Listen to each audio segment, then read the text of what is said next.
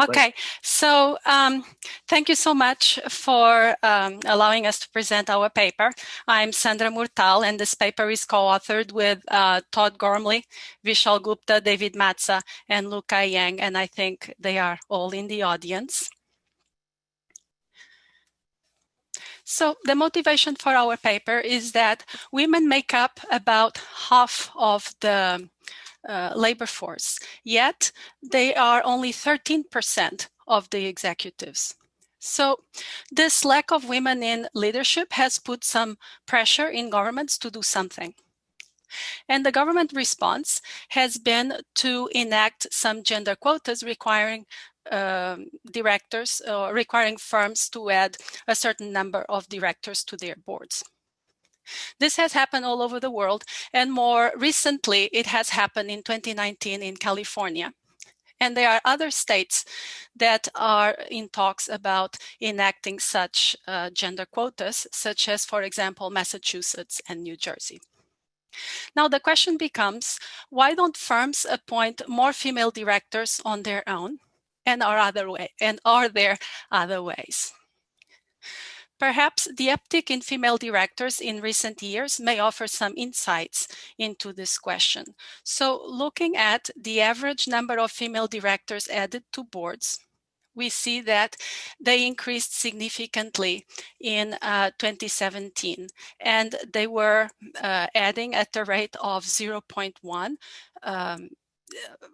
before 2017, and it skyrocketed exactly in 2017 and almost tripled in size in 3 years by 2019. The share of female directors, the stock measure, has also increased significantly. It increased from about 13% female directors to close to 19% female directors, so about a 42% increase. Okay, so the other part of the equation is Big Three. Big Three usually refers to the State Street, Vanguard, and BlackRock. These are the three largest indexers. They own about 75% of index mutual funds and ETFs, and they hold about $15 trillion in assets. They also hold about 13% of the US firms' public equity. This percentage is even larger in large firms. It's about 20% for large firms. And they also have very high voting power because many investors don't vote.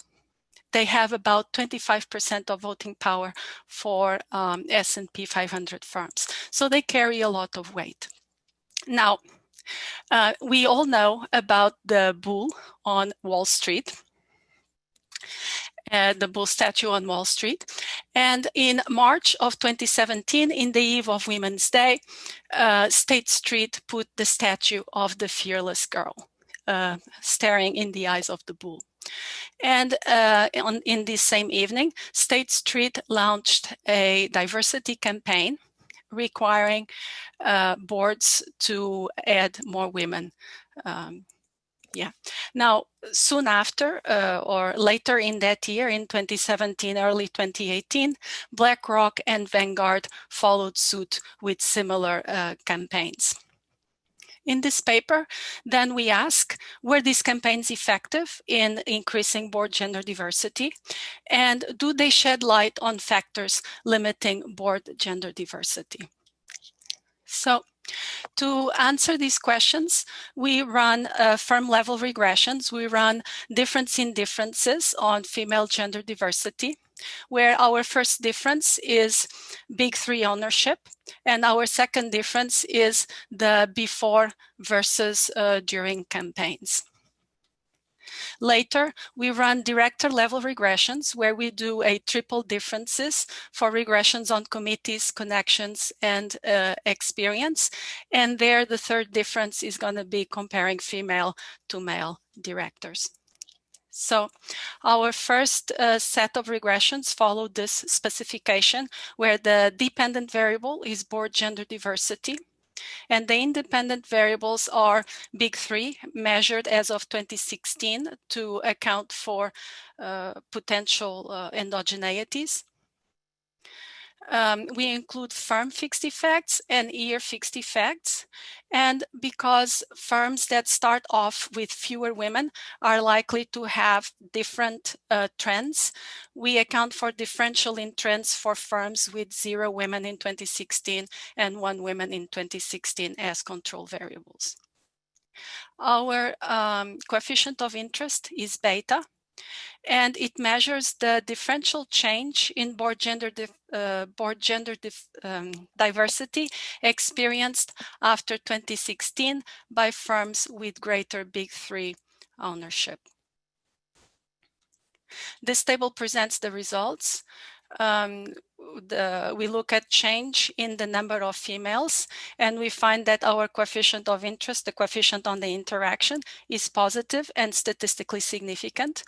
It's also economically significant. The 1 standard deviation increase in Big Three is associated with a 76% increase relative to sample mean. Now, next, we look at the share of directors that are newly hired females and at the share of existing female directors that depart. And we find that the net increase in the number of females can be attributed to both more new females being added and also to less females exiting the boards.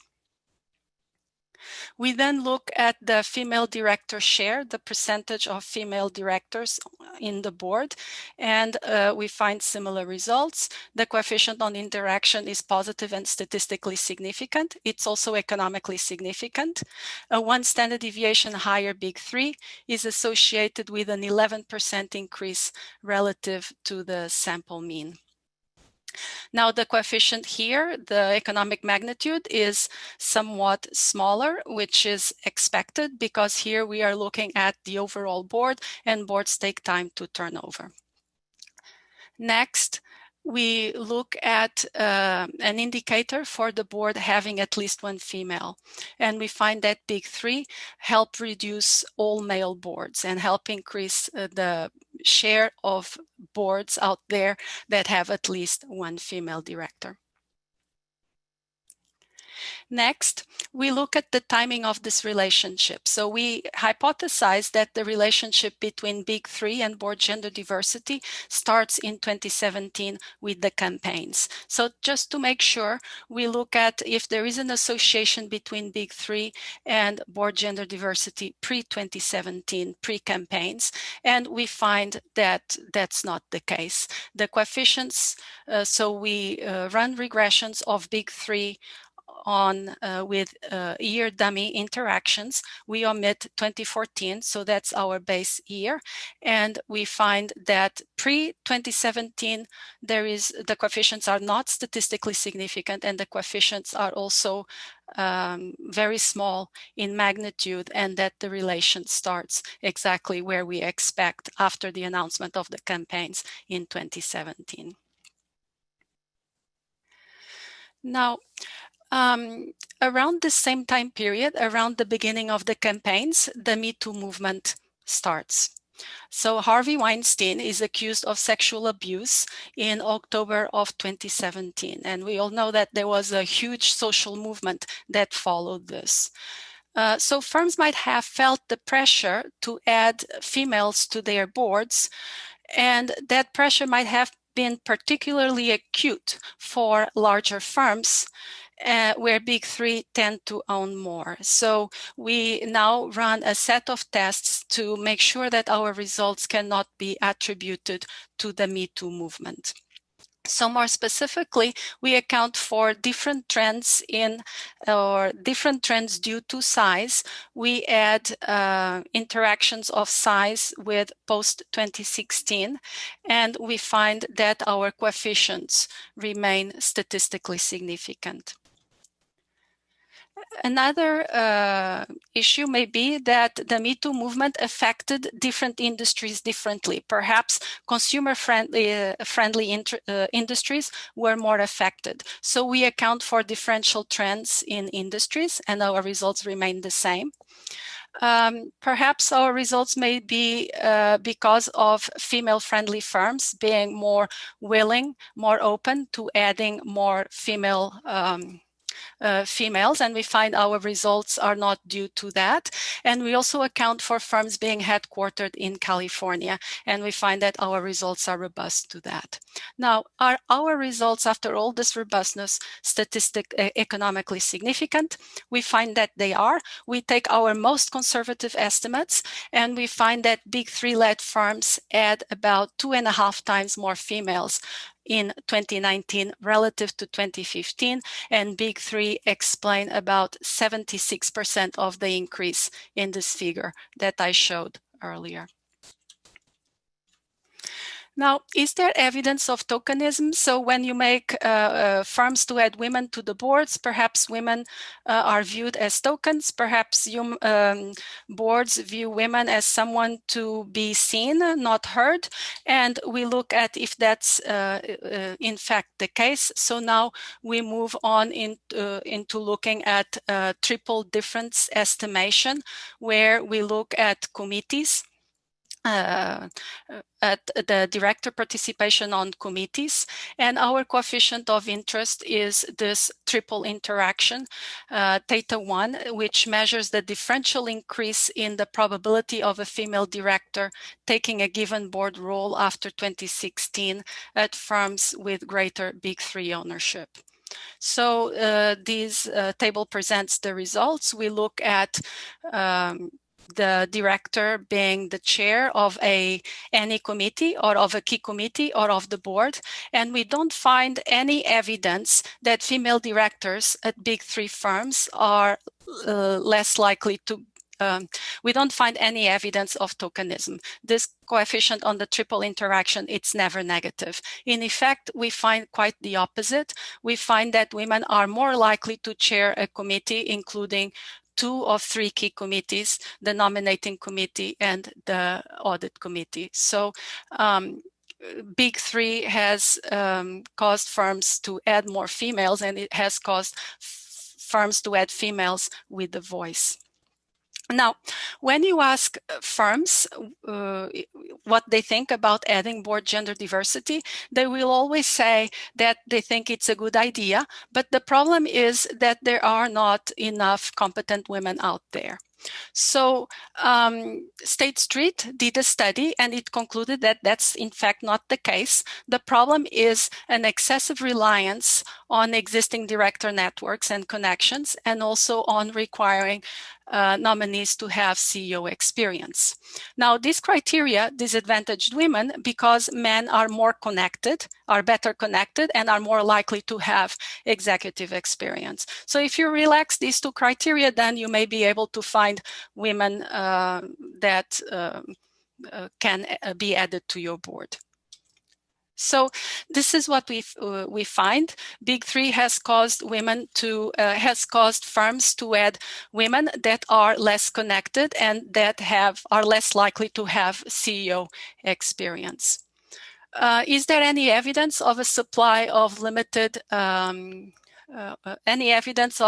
supply of candidates? We don't find that that's the case. The compensation of female directors does not increase as a result, and boards don't disproportionately hire the same women. We also see that the non-Big Three investors, all the other investors, are quite satisfied with the choice these boards make.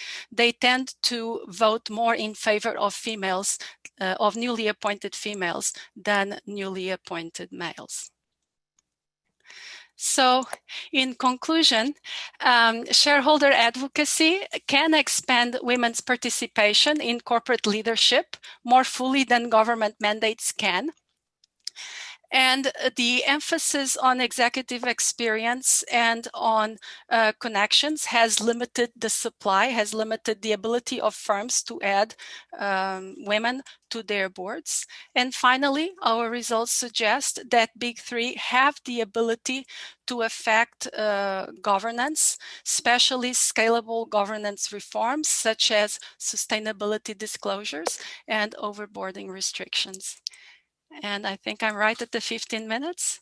And thank you very much. And I look forward to your comments. Wow, Sandra, perfect. Well timed. And the discussant is Tracy Wang from University of Minnesota. Tracy, please take it away.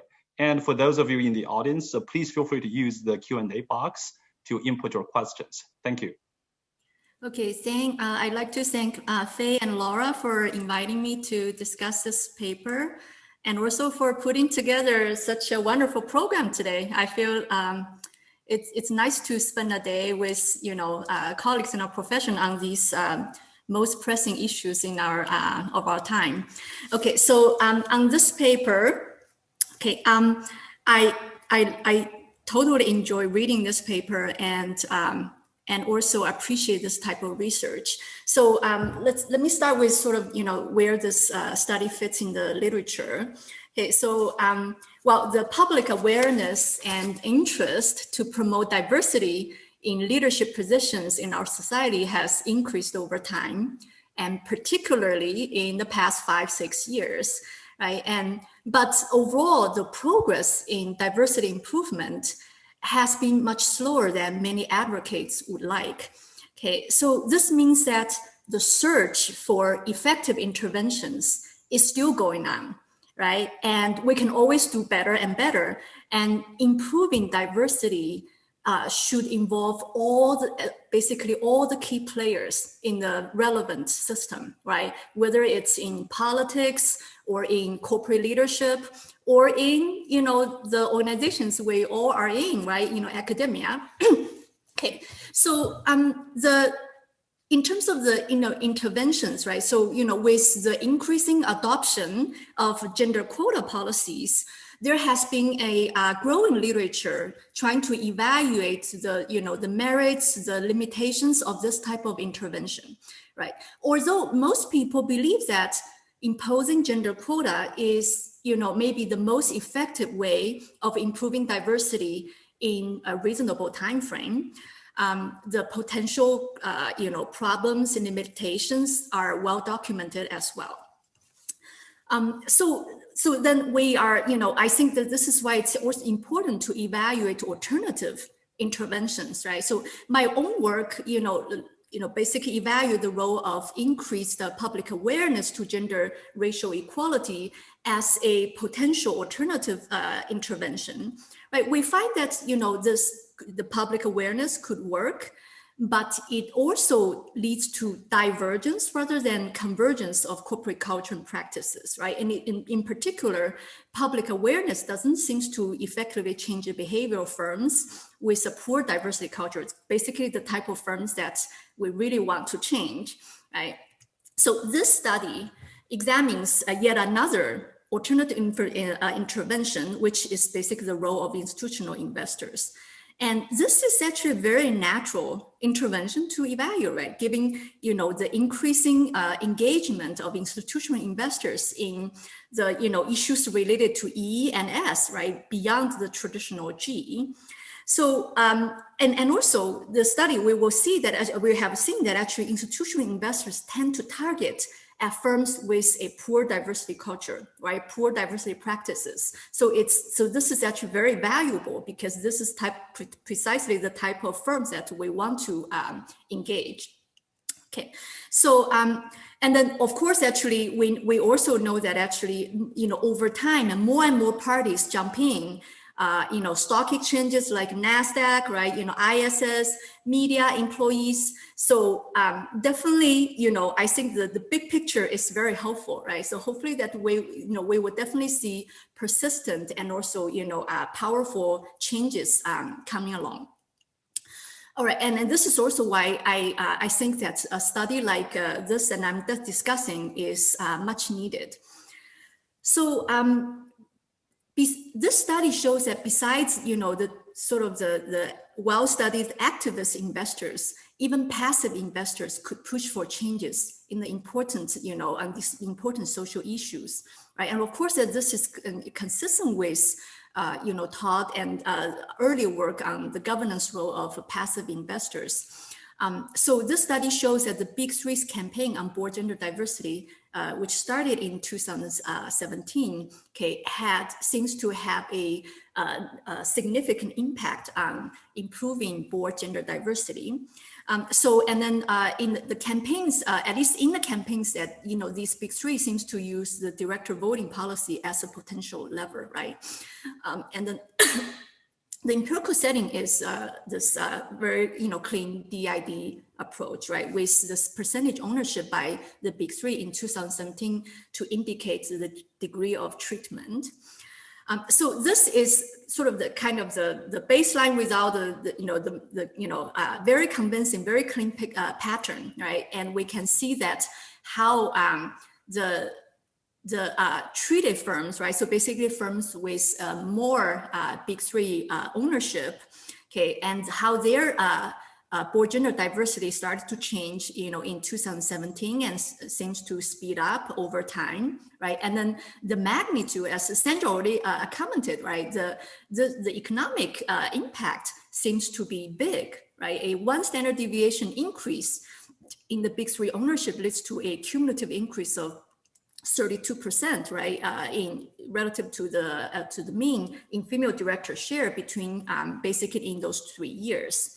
Okay, so I think the key challenge of this paper is, can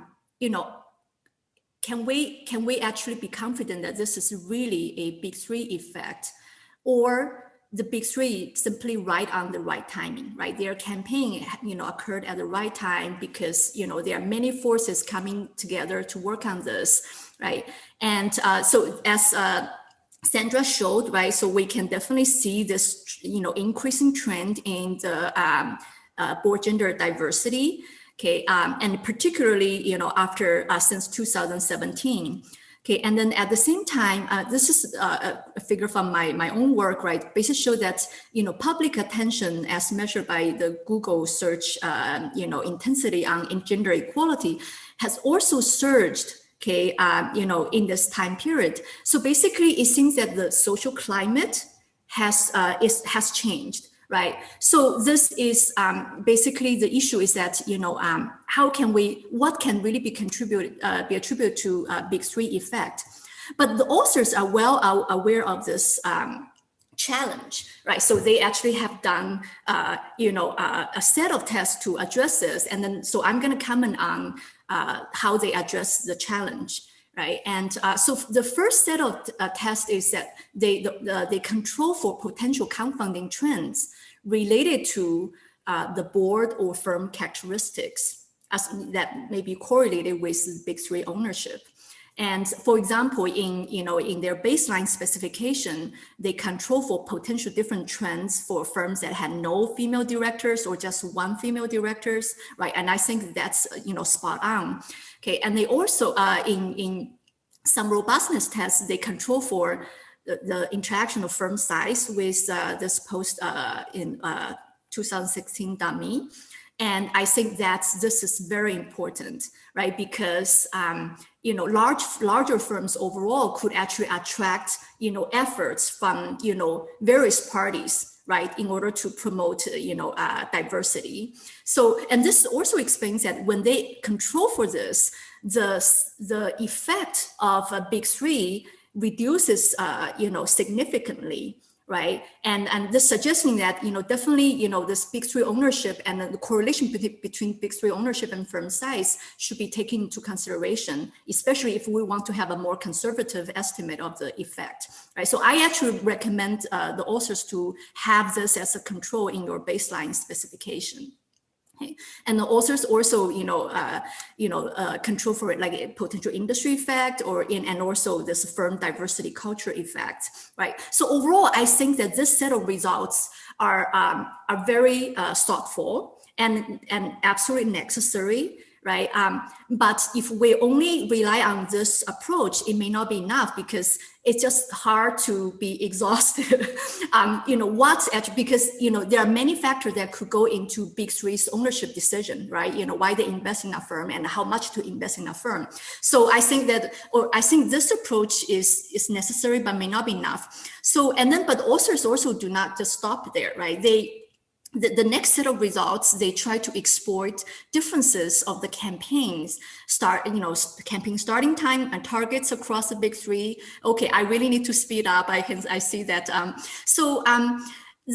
think actually, let me just quickly, because I think this is the right direction to go. Okay, and actually I'm gonna push the authors to do more here. Okay, and I think that to address the challenge, right, we should not just stop at the ownership level. And actually the advantage of your setting is that you are examining three very concrete entities, right? So I think that this is where I would like to push that. I think the timing may not be the most powerful thing you can have, given that the timing is very close, and then the board composition is a slow moving, thing, right? And the targets, I would, push the authors to actually maybe sharpen the test a bit, right? State Street says that they would like to work on firms with 0 female directors. BlackRock, less than 2, but less than 2 includes 0, right? So actually here, I suggest that maybe there's a way to actually further sharpen this distinction. Okay, so I can share the slides with the authors later. Another thing I want to mention before my time is completely up is why don't we zoom into the action of the big three, right? Why don't we look at director voting, shareholder proposals? So the idea I want to push is that, given that you are examining 3 very concrete entities, right? Let's actually, go deeper and look at what they could do instead of just look at their ownership in a firm. Okay. And then lastly is that I feel like Section 5, like on this director recruiting practices, although I find the results very interesting, I feel this section is a little bit disconnected, right? Again, all the results could be consistent with big three ownership, yet there is no direct connection, right? For example, we know that directors are less likely to be connected, right? Are less likely to have a female direct CEO experience. Therefore, in order to recruit more female directors, firms have to reach out to a broader pool. Okay, and all these could be happening, and I believe in the results, but it's hard to establish a direct link to the big three's roles. Okay, so this is anyway, so and also final thoughts before Faye is gonna. So it's another thing is that shall we also think about the potential limitations of the big three intervention, right? And the paper really highlights the sort of the upside, right? The potential, the roles, but can we, if we want to fully evaluate this alternative intervention, I think that thinking about potential limitations is also very helpful for us to understand this alternative intervention. Okay, so overall, I know I am out of time. So overall, I really appreciate this kind of study, and I hope to see more. And I hope that I give the author some suggestions for improvement. Thank you. Thank you, Tracy. I almost think that you're taking advantage of our long relationship going back, a couple of decades. But, I really appreciated the discussion.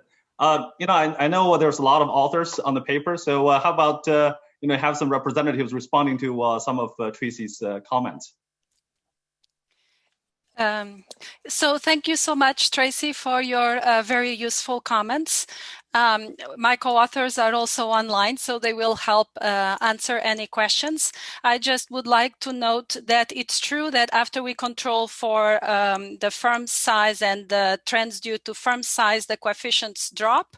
In one of the slides or in the paper, we present the most conservative estimates, and we find that the impact is still very economically significant, even with the most conservative estimates. So, but thank you so much for your comments, and okay. All right, well, before I open it up to questions from the audience, let me plug a story. When I saw Sandra, you showed that slide of the fearless girl statue on Wall Street. I think many of us affiliated with the Weinberg Center probably had a deja vu moment, because 4 years ago in 2017, when we had our annual corporate governance symposium, our distinguished speaker was actually State Street CEO. So he made that announcement at that very moment at our symposium about their intention to, their initiative to push for gender diversity. So thank you for showing that picture. That really brought us back to old times. Now, let me open it up to questions from the audience. There's one question I think your co-author has already answered, but I think it's fair repeating here that there's a concern whether the effect you document is truly related to the big three or it's related to other institutional investors.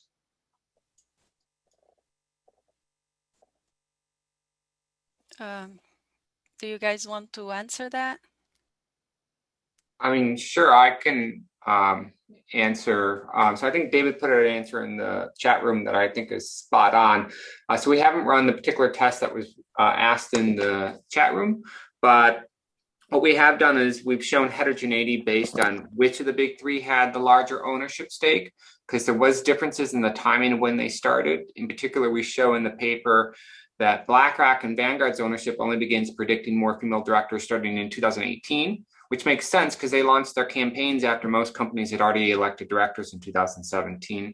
We also show heterogeneity based on who they were targeting. BlackRock was targeting firms with less than 2 female directors. State Street was targeting firms with no female directors.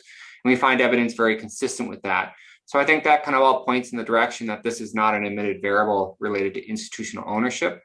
But I did see Tracy's comment that, hey, maybe we can refine those tests a bit more and make them even sharper. And I think that's a great idea and something we can certainly discuss. So thank you for that comment. Terrific. One more question. Did you come across any studies that address the supply side of women availability for board directorship?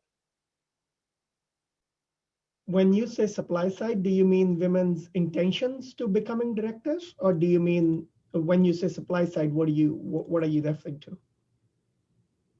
I don't know exactly what the question means by the person who raised by Robert. So if Robert doesn't speak up, I'll try to sort of answer it broadly.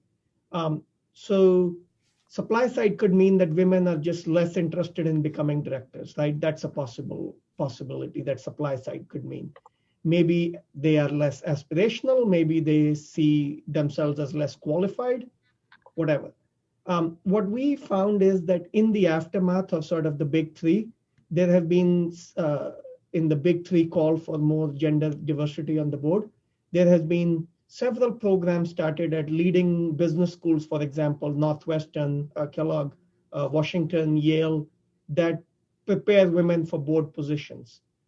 And apparently they are getting strong enrollment. So that means that women are interested in board positions. Of course, that's sort of like an anecdotal thing, right? I mean, it's not really a systematic study, but it's what we found when we surveyed the landscape in this area. We also found, as Sandra talked about, that under pressure from these big three, when firms wanted to hire more women, they sort of reached further than they would otherwise. And that increased sort of that helped sort of increase representation of women on the board. So I think that could be another aspect of supply side. Women do have less sort of managerial experience, but when companies sort of reach further, we get more women directors. Yeah, I agree. And especially the part of your paper that shows that there's really no diminishing effect in the quality of the female director they brought on board. So it doesn't seem to be a supply constraint here. That's our argument. Great. Well, thank you guys so much.